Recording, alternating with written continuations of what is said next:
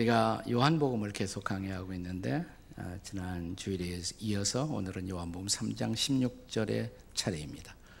과거에 제가 이 구절을 같이 묵상한 적도 있습니다. 우리가 교회에 출석하면 제일 먼저 배우게 되는 성경 구절이 있다면 바로 요한복음 3장 16절일 것입니다. 저도 어린이들을 위한 주일학교 교사를 해봤던 적이 있어요. 그때 아이들에게 제일 먼저 처음 오는 아이들에게 가르쳐주는 구절이 요한복음 3장 16절입니다. 이걸 숫자로 노래하면서 가르쳤던 기억이 새롭습니다. 여기에 조금 나이가 드신 분들은 아마 추억이 새로울 것입니다. 동심으로 돌아가서 저를 따라서 한번 해보세요. 다 같이 하나님이 세상을 이처럼 그 다음에 사랑하사 독생자를 주셨으니 누구든지 예수 믿으면 멸망하지 않고 그 다음에 영생을 영생을 얻으리로다. 그 다음에 요한복음 할 때 요한복음 요자를 만들어야 돼. 요한복음 동그라미가 있어야지 위에. 요한복음 요자가 이게 있어야 요자가 되지. 다 같이 요한복음 3장 16절. 자, 옛날 기억 떠올려서 한번 불러보세요. 하나님이 시작. 하나님이 세상을 이처럼 사랑하사 독생자를 주셨으니 누구든지 예수 믿으면 멸망하지 않고 영생을 얻으리로다. 요한복음 3장 16절. 잘했습니다. 네. 그래서 요한복음 3장 16절을 성경 중에 성경이라고 말합니다. 예수를 안 믿는 분들에게 우리가 성경의 핵심 진리를 혹은 복음의 진리를 설명하기 위해서 제일 많이 사용되는 성구도 바로 요한복음 3장 16절입니다. 제가 미국의 캘리포니아를 이따금씩 방문하게 되면 거기 좋아하는 햄버거 가게가 있어요. 맥도날드보다 훨씬 더 좋은 가게인데 인앤아웃 버거라는 데가 있습니다. 인앤아웃 버거. 아주 버거가 건강해요. 건강식품으로 이렇게 만들어요. 근데 인앤아웃 버거에 들어가면 거기에 이제 버거 그 컵 세트에 다 뭐냐면 요한복음 3장 16절이 새겨져 있어요. 크게 한번 해봐요. 잘 보이게. 네, 보입니까? 안 보입니까? 요한복음 John 3:16 아래에 쓰여 있죠? 안 보여요? 아래? 네, 요한복음 3장 16절. 미국에 있는 게 아니더라고요. 제가 그 분당 우리 성전 분당 캠퍼스에 이렇게 대각선으로 건너가서 골목길을 걷다가 어느 날 보니까 거기 커피숍인데 John 3:16 요한복음 3장 16절 이렇게 쓰여 있더라고요. 보여요? 안 보여요? 보이죠? 네, 제가 이 가게 선전하려고 뭐 얻어먹은 거 없어요. 네, John 3:16. 네, 틀림없이 아마 주인이 아마 예수 믿는 분인 것 같아요. 예. 자, 그렇다면 이 구절이 기독교 진리, 복음의 진리를 대표하는 구절로 사용되는 이유는 무엇 때문일까요? 그것은 무엇보다 이 구절 속에 우리 인류를 향한 하나님의 위대한 그 사랑이 잘 함축적으로 표현되어 있기 때문입니다. 자, 여기 우선 위대한 사랑의 근원, 하나님이 그랬잖아요. 자, 위대한 사랑의 대상, 세상 사람들이죠.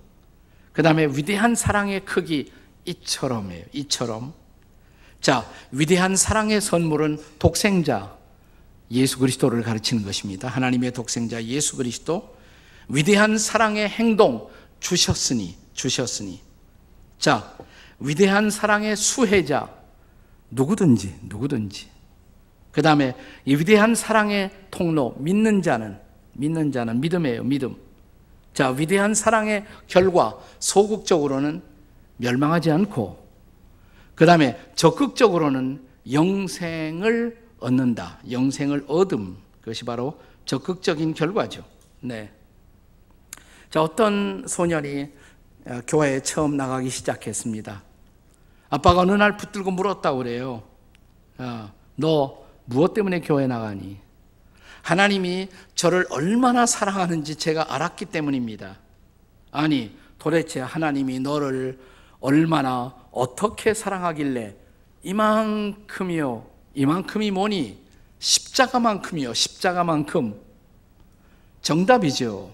네, 복음의 핵심적 진리를 아주 잘 표현하는 것입니다. 예수 그리스도의 십자가 사건, 이 사건이야말로 하나님의 위대한 사랑의 본질을 증언하는 핵심이라고 할 수가 있습니다.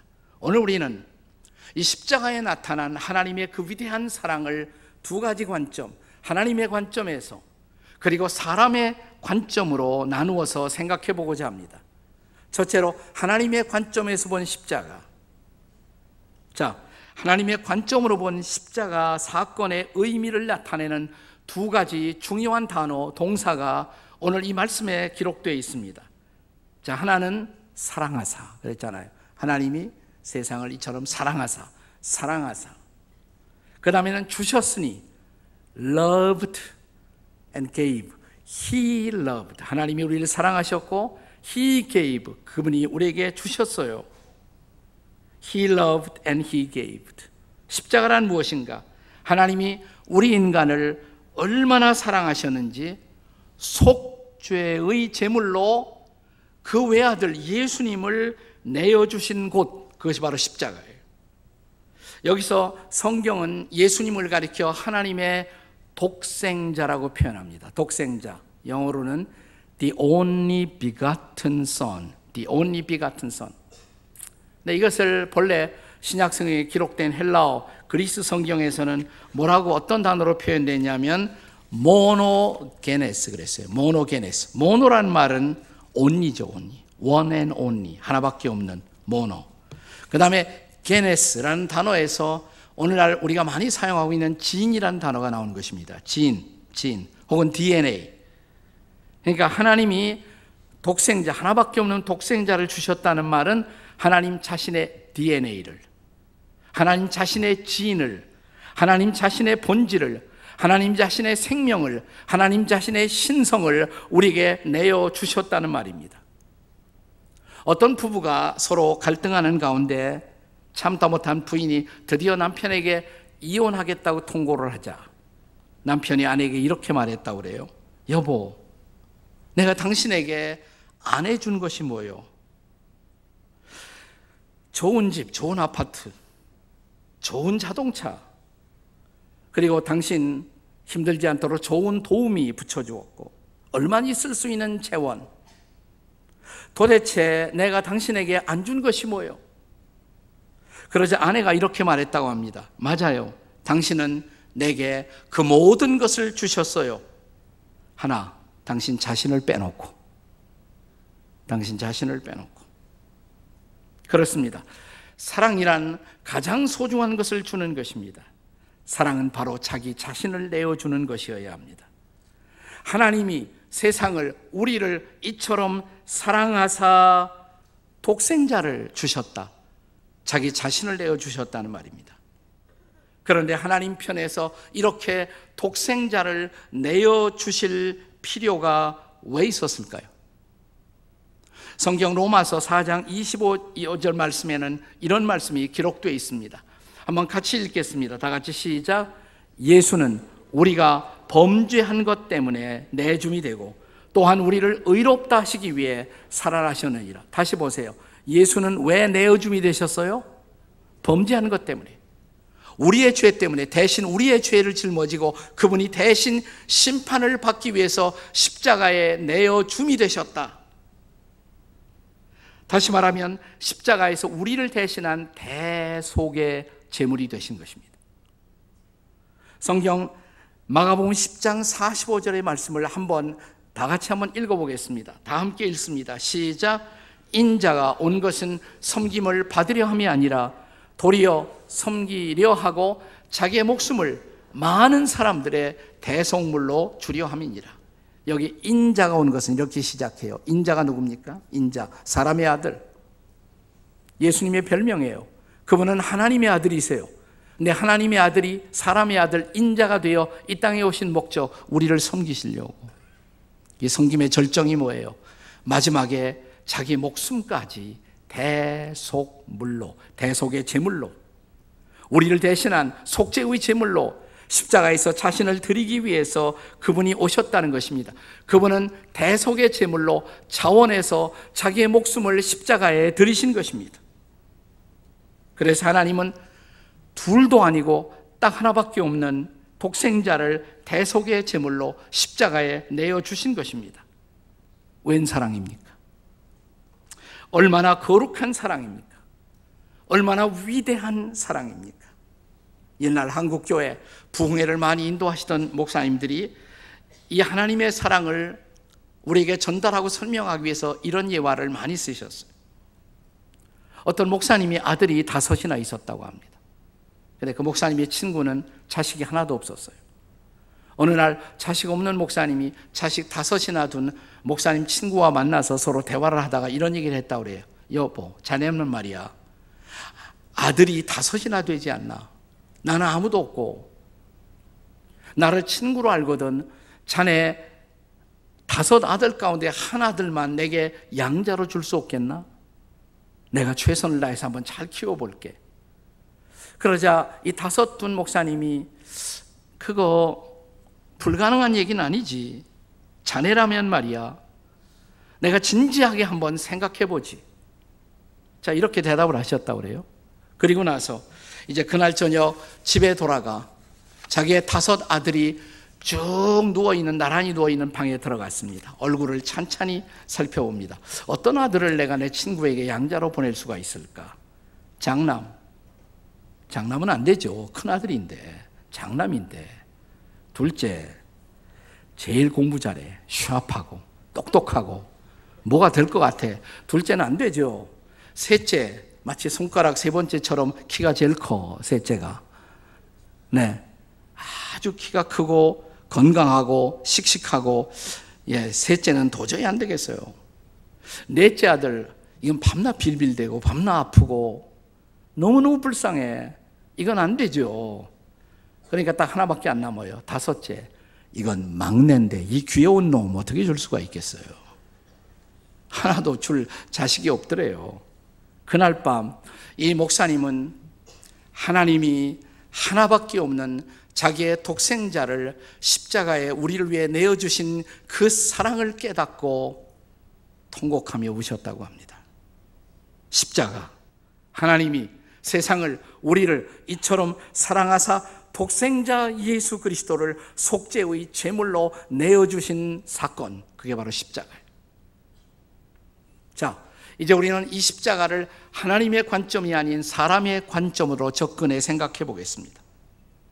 자, 하나님이 우리를 이처럼 사랑하사 독생자 예수 그리스도를 내어주신 사건이라고 하나님의 관점에서는 2가지 중요한 단어를 우리가 설명했습니다. 2가지 중요한 단어가 뭐였어요? 사랑했고, loved, 주셨다, gave, he loved, he gave. 그런데 이 십자가를 이제 사람의 관점에서 보면, 우리의 관점에서 십자가는 무슨 의미가 있는 것일까요? 자, 하나님이 속죄의 제물로 십자가에 내어주신 그 예수 그리스도를 우리가 믿고, 그 다음에 믿음으로 영생을 얻는다고 오늘 이 말씀은 말합니다. 2개의 중요한 단어가 있어요. 믿는 자마다, 우리가 믿고 we believe. 그 다음에 2번째 단어는 we have. 자, 십자가를 사람의 관점에서 보면 이 십자가에서 우리를 위해 속죄의 제물로 못 박히고 부활하신 예수 그리스도를 우리가 믿고 we believe him. 그 다음에 we have 뭘 가져요? eternal life, 영생을 얻고. 자, 그렇습니다. 우리가 예수 그리스도를 믿음으로 얻는 것, 그것이 바로 영원한 생명이라는 것입니다. 따라서 십자가란 무엇입니까? 십자가란 우리 사람의 관점에서 보면 나를 위해 십자가의 속죄의 제물로 달려 돌아가신 그 예수 그리스도를 믿고 믿음으로 우리가 영생을 얻는 곳, 이것이 바로 십자가예요. 자, 그런데 여기서 우리가 영생을 얻는다는 것은 도대체 무슨 의미일까요? 영원히 죽지 않는다는 말일까요? 아니, 예수 믿는 사람들도 죽던데 도대체 영생을 얻는다는 것이 무슨 뜻인가요? 여기서 영원한 생명이라고 말할 때 생명이란 단어는 본래 성경 원어에 어떤 단어가 쓰여지는 거 아니? 조에라는 단어가 쓰여집니다. 조에. 근데 이 생명을 뜻하는 조에라는 단어를 제대로 이해하기 위해서는 비교해야 할 단어가 있어요. 꼭 같이 생명을 뜻하는 또 다른 단어가 있습니다. 그걸 비오스라고 말합니다. B-I-O-S, 비오스. S자 띄면 바이오. 요즘 바이오라는 단어를 많이 쓰잖아요. 바이올로지, 생물학. 바이올로지컬 라이프, 생물학적 생명. 이 비오스가 생물학적 생명이라면 조에는 뭐냐? 생물학적 생명을 뜻하는 것이 아니라 조에는 God kind of life. 이것은 하나님 자신의 생명이에요. 혹은 spiritual life, 영적 생명을 뜻하는 것이에요. 우리가 예수를 믿을 때 우리가 얻는 생명, 이것은 하나님 자신의 생명, 하나님 자신의 생명. 거기에 하나님의 DNA가 들어가 있다고 했어요. 자, 이 생명 속에는 하나님의 거룩한 성품이 있어요. 이 생명 속에는 하나님의 기쁨이 있어요. 이 생명 속에 하나님의 놀라운 목적이 있어요. 이 생명 속에 하나님 자신의 능력이 있어요. 이런 질적인 생명, 하나님 자신의 생명, 예수를 믿기 전에 내가 소유하지 못했던, 이 세상에 살고 있는 자연인들은 가지지 못한 생명, 그런데 예수를 믿는 순간에 바로 이 조에, 바로 영적 생명이, 하나님의 생명이 우리에게 선물로 주어진다는 것이에요. 이 질적인 생명, 새로운 생명, 이 생명을 얻는 순간 나에게 새 인생이 시작돼요. 뉴 라이프가 시작돼요.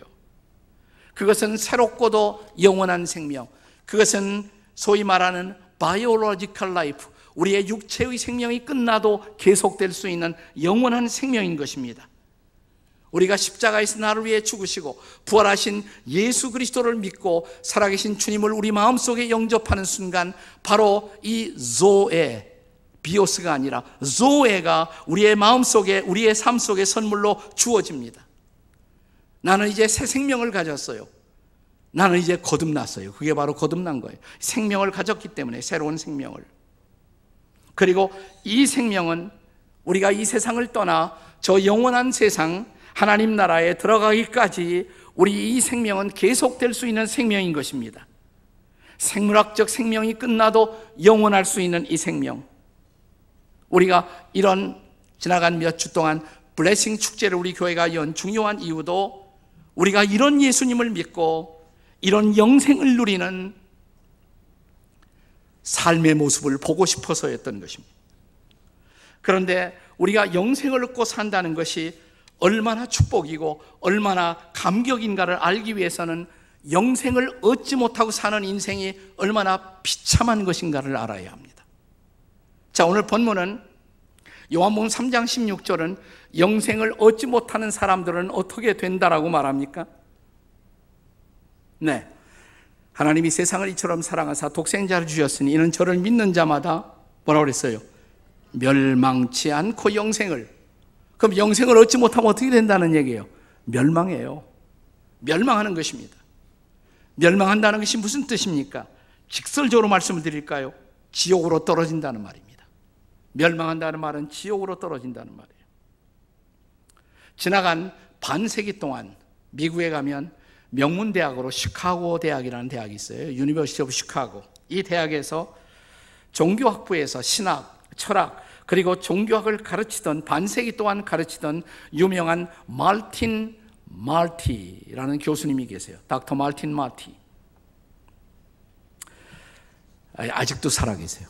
아마 한 90 되지 않았을까 생각해요. 자, 이분이 마지막 그분의 저서 가운데서 의미심장한 이런 말을 남겼습니다. 들어보십시오. 지나간 100년 동안 우리들의 철학에서, 신학에서, 그리고 종교학에서 종교학에서 사라진 담론, 우리들의 담론에서 사라진 단어 하나가 있다고.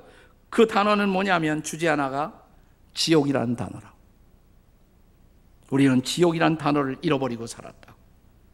그런데 성경에서 예수님의 교훈을 전체적으로 요약해 보면 그분의 교훈의 13%는 지옥이라는 주제를 다루고 있다고.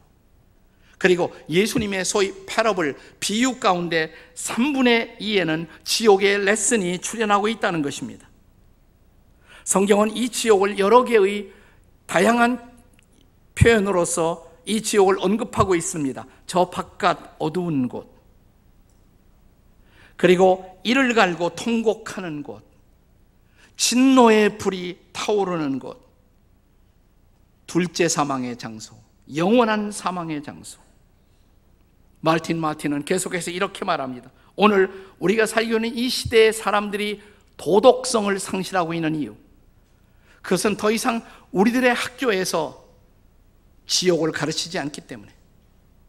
죄는 책임을 져야 하는 것이고, 죄는 마침내 심판에 직면할 것이며, 그리고 이 심판의 결과로 지옥이 있다는 사실을 안다면 사람들이 지금 이렇게 살까요? 지금 이 시대의 삶처럼. 하나님의 백성들이, 교회의 성도들이 신앙의 감격을 갖고 주님을 섬기지 못하는 이유, 어쩌면 그것은 뭐냐면 더 이상 교회에서조차도 지옥을 가르치지 않기 때문에, 설교자들이 지옥을 설교하는 것을 더 이상 포기했기 때문에. 그런데 영원한 지옥에서부터 내가 예수를 믿는 순간 건짐을 받아 내가 구원을 받고 영생을 얻었다, 이 사실을 안다면 우리의 신앙은 얼마나 감동이고 감격일 수가 있을까요? 일본에 벳부라는 온천지대가 있습니다. 제가 수년 전에 거기 가서 일본 목회자들을 모아놓고 세미나를 인도한 적이 있습니다. 그때 일본 목회자들의 세미나의 토론의 중요한 주제는 어떻게 일본 교회도 다시 열심히 전도할 수가 있을까? 저를 강사로 초청하면서 그들이 토론하고 있는 주제 가운데 하나가 뭐냐면, 그래도 한국 교회 성도들은 열심히 전도하는데 일본 교회 성도들은 왜 전도하지 않는가? 근데 토론해 봤는데 제가 예측한 것처럼 결론이 뻔하더라고요.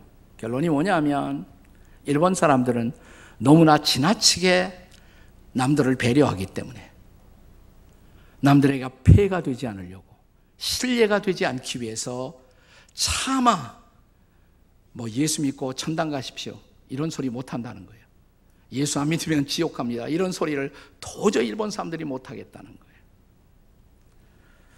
자, 드디어 그 세미나의 마지막 폐회 예배 시간에 저는 이렇게 설교하면서 일본 목회자들에게 도전했습니다. 제가 이 벳부에 와보니까 여기가 용암 온천들이 많은데, 붉은 용암들이 타오르는 곳이 많은데, 거기 가는 곳곳마다 희한하게도 다 지옥이라는 이름을 붙여놨어요. 아기 지옥, 어른 지옥, 할아버지 지옥, 할머니 지옥, 해지옥, 산지옥, 별게 다 있어요. 어디에는 계란 갖다 놓으면 길 옆에서도 그냥 익더라고요. 펄펄 끓는 용암들이 많아. 제가 이런 말을 했습니다. 여기 술 취한 한 사람이 술에 취해서 비틀거리며 이 펄펄 끓는 용암을 향해서 가고 있다면 당신들은 어떻게 하겠습니까? 그에게 폐를 끼치지 않기 위해서, 그에게 신뢰가 되지 않기 위해서 그가 저 붉은 용암 속으로 걸어 들어가도록 그대로 그냥 두고 보는 것이 당신들이 말하는 예절입니까? 매너입니까? 폐가 되지 않기 위해서 그대로 놓아두시겠습니까? 아니면 뛰어가서 길을 막고 돌아서세요, 그냥 가면 죽어요 라고 말해야 옳지 않을까요? 성경은 그것을 가르치고 있습니다. 회개하라, 돌이키라, 이 말이에요. 그대로 회개하지 않고 살면 멸망이 기다리고 있다고, 지옥이 기다리고 있다고, 돌아서라고, 돌아서서 당신의 죄를 짊어지고 십자가에 죽으시고 부활하신 예수 그리스도를 믿는 순간 우리는 멸망하지 않고 지옥에 가지 않고 영생을 얻는다고. 그리고 영원한 생명을 얻는 그 순간 우리는 새로운 생명, 새로운 기쁨, 새로운 평화, 새로운 삶의 목적을 가지고 놀라운 새로운 인생을 시작할 수가 있다고. 이 하나님의 위대한 사랑을 여러분은 거절하시겠습니까? 오늘 이 날이 그 위대한 사랑의 선물 독생자 예수 그리스도를 나의 구주, 나의 주님으로 영접하고 이제는 멸망할 필요가 없이 새로운 생명, 그 영원한 생명을 누리는 이 삶 속에 들어가시기를 주의 이름으로 축원합니다.